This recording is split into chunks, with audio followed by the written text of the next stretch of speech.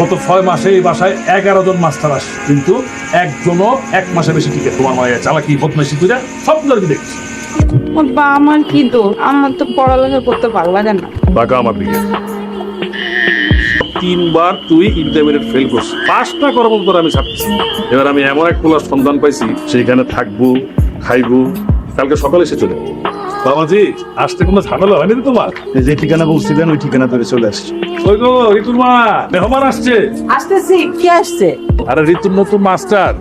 কি নাম বাবা তোমার? আসসালামু আলাইকুম চাচা। ওয়ালাইকুম আসসালাম। আমার নাম রায়হান। ঋতু, তোর নতুন মাস্টার রায়হান আজকে থেকে এখানে থাকবে, খাবে, ঘুমাবে। খুব ভালো ছেলে। ওর শুধু একটাই কাজ, নিজে লেখাপড়া করবে আর তোরে লেখাপড়া করো। সালাম দে, নতুন সালাম দে। আসসালামু আলাইকুম স্যার। ওয়ালাইকুম আসসালাম। তোমার মাইয়া এবার পাস বই দিবে। ও, তোমার মাইয়ার কাছে টিকতে পারলে হয়। আবার না বুঝছেন, এই পড়াশোনার কথা শুনলে খালি মাথাটা কেমন কেমন করে। আপনি আমাদের যত করবেন পড়া, আমি তত পারবেন করুন।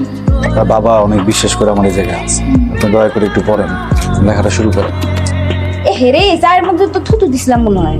অবশ্য আমার থুতুতে কিন্তু কোনো জীবাণু নাই স্যার, আপনি জীবাণু মুক্ত চা খান। খান খান খান। আর এসে কি পানি জলের মধ্যে টিকটিকি পড়ছিল? বাড়িটা করলেন কি আমার বই থেকে পেলে? স্যার কি কিছু খুঁজতেছেন? সাইকেলের হাওয়া দিচ্ছে, স্যারেরও হাওয়া পাঞ্চার হয়ে গেছে। আপনার তো কলেজ অনেক দূরে স্যার, কেমনে যাবেন? সেই সব নিয়ে চিন্তা করতেছি না, বাজারে গেলে সব ঠিক করন যায়। বইগুলো কই, আমার বইগুলো ফেরত দেন। স্যার, আমার তো পড়ালেখা করতে একদম ভালো লাগে না। আপনার কাছে পড়াশোনার প্রতি অনেক আগ্রহ, ভালো লাগে। ও, বইগুলো কই রাখছেন দেন একটু কোন, আমার বইগুলো কই? আপনারা যদি না কোন আমি কিন্তু চাচার কাছে গেছি। আমার ঠিক আছে, আপনার কয়েক ওই যে সামনে দৌড়ে গেলে ওই এই যে একটা পুষ্কুনি আছে, উনি কি একটা দৌড় দেন, দেখবেন আপনার বইগুলো সাঁতার কাটতেছে।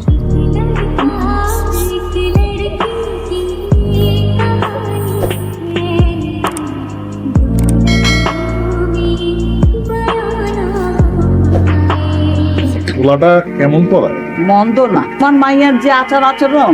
এতিম পোলা, ওর বাড়ির বাপ মা কিছু নাই, ওর যত অত্যাচারই করো ওই বাড়ি ছেড়ে যাবে বলে আমার মনে হয় না। হাতেই পাবো।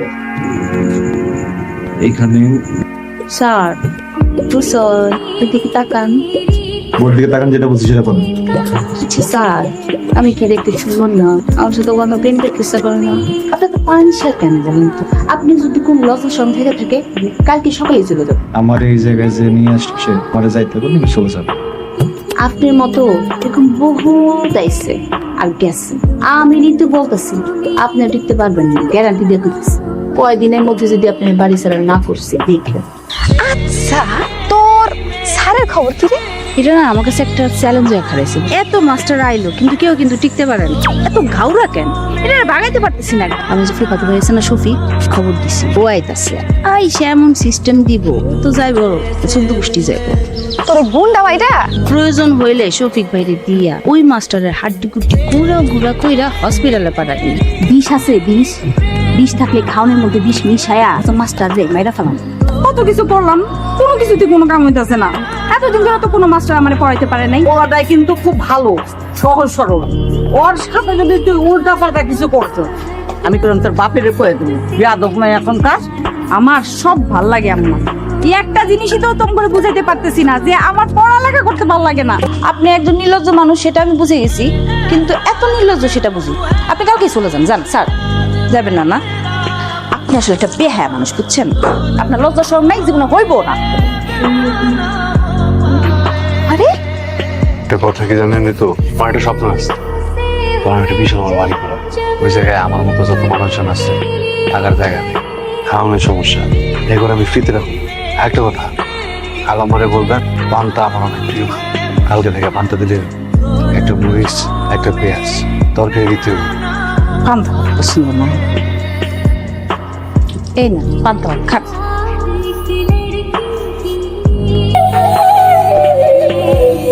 এই হিরো, আসসালামু আলাইকুম। বাবা আদব কেন জানালি? আপনি আমার আপন ফুপাতো ভাই। আমি 3-3বার মার্ডার অ্যাটেম্প করছি, মানে 3-3টা খুন করার চেষ্টা। আল্লাহ, একদম খেয়াল বলবো গায়েব করে দেবো তোরা লাইটের মধ্যে এলাকা ছেড়ে যায়। কালকে সকালে উঠে গেলে চেহারাটা না নেই।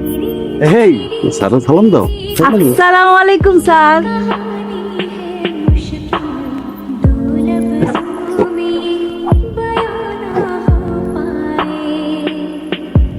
আপনি এই সময় আমার ঘরে কেন হয়েছে? স্যার আমি না কোনোভাবে এই সূত্রটা মিলাইতে পারতেছি না। আপনি শুরু বসেন। স্যার আমার একটু জড়া ধরবেন। যেহেতু আপনি রুম থেকে বাইরে যান, আমার ঘর থেকে বেরোন যান। আরে স্যার এমন করতেছেন কেন? আপনি রুম থেকে বাইরে করতেছেন। আচ্ছা স্যার আপনার কিছু করা লাগবে না, আমি করতে আপনি কি করতেছেন এগুলো? আব্বা! আব্বা স্যার, সব আমার একলা পাইয়া আরেকটু বেশি স্যারের কি ভালো না আব্বা, স্যারের খুব খারাপ। আর আমি বাচ্চার এত বড় সাহস করে আমি বিশ্বাস করে ভাই তুমি একজন সন্তানের মতো আদর করছি। তবে যা আমাদের ধরে নিয়ে আয়, আজকে বাড়িতে বাড়ি করে যা। বাবা এত সহজে তো ছাড়া যাবে না, কালকে সকালে 40 টাকা লাগবে। সেই 40 গ্রামের মানুষের সামনে গলায় জুতার গলা দিয়ে তারপরে বের করবো।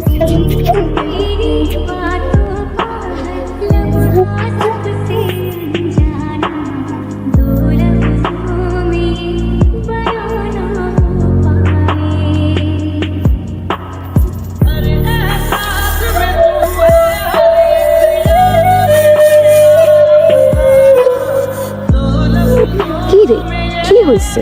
আমার মনে হয় অনেক বড় একটা অন্যায় করে ফেলছি রে। মানুষটারে না এতটা অপমান অপদস্থ করাটা উচিত হয়নি। খুব খারাপ একটা কাজ করে ফেলছি। থাক এসব বাদ দে, তুই যা চাইছিলি তাই তো হয়েছে। দিন শেষে তো তুই জয়ের হাসি আসছিস।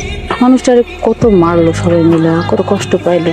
একবারের জন্য কিন্তু কয় নাই যে সে নির্দোষ, তার কোনো দোষ নেই। সে তো বলতে পারতো না যে সেই কাজটা করে নাই, কাউরে বললো না যে আমার কোনো দোষ নাই।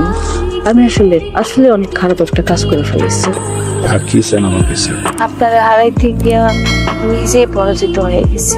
আমি আসলে বুঝতে পারি নাই অনেক বড় একটা অন্যায় কাজ করে ফেলছি আপনার সঙ্গে। আপনার কাছে আসলে ক্ষমা চাওয়া ছাড়া আমার আসলে বলার কিছু নাই। আমাকে ক্ষমা করে দেন। কিন্তু আপনি কেন বললেন না যে এই সমস্ত কিছু মিথ্যা? আপনি কেন সত্যটা করলেন না? কেন অন্যায়টা মাইনে দিলেন? কারণ এই সমাজে কেউ সত্যের পক্ষে না। আমার মার বেলা এটাই ছিল। আমার বেলা কি হয়েছিল আপনার মায়ের? আমি ছোটবেলায় আমি মারা করে আনাইছি। আমার বয়স তখন 6 কি 7। আমার মা মানুষের বাড়িতে রাখতো, হ্যাঁ যে বাড়িতে কাম করতো এই বাড়ির মালিকের নাম ছিল কালু মিয়া। একদিন হঠাৎ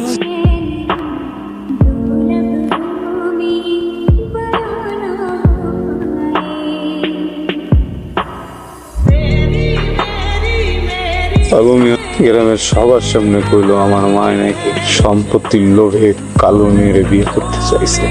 ক্ষমতার কারণে গায়ে চলে যায় কালু মেয়ে।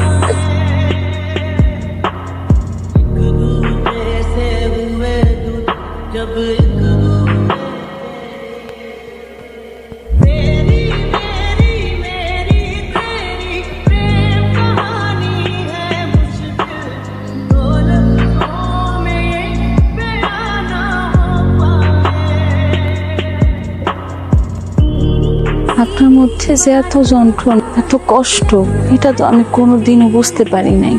আমি যদি কোন রকম এগুলো জানতাম তাহলে আমি এই কাজ কোনোদিন করতাম না। না বুঝে আমি কি করে বলাইছি। আসলে আমার মনে হইতেছিল যে আপনারা তাড়াইতে পারলে আমি বাঁচি, কিন্তু বিষয়টা যে এত দূর গড়াইবো আমি না বুঝতে পারি নাই। আপনি সবার সামনে সত্যটা বলে দিলে নিজেকে নির্দোষ বললেই পারতাম। আমি সত্যটা বলে তারপরে সবাই আপনার কথায় বিশ্বাস করতো, কারণ আমি তো অসহায়। আমার কাছে না আছে অর্থ, না আছে ক্ষমতা, কিন্তু কইলেও বা কি হইতে করবো? মানহানির দায়ে আপনি নিজেও হয়তো আমার মান মতো আত্মহত্যা করতেন। এই জন্য মনে হয়েছে না করে। হ্যাঁ চলেন। কই আমার কারণেই তো আপনার সম্মান গেছে। আপনার সম্মান ফেরত দিতে চলেন। সম্মান একবার চলে গেলে আর কখনো ফেরত হয় না। তাতে বরং আপনি অসম্মানিত হইবেন।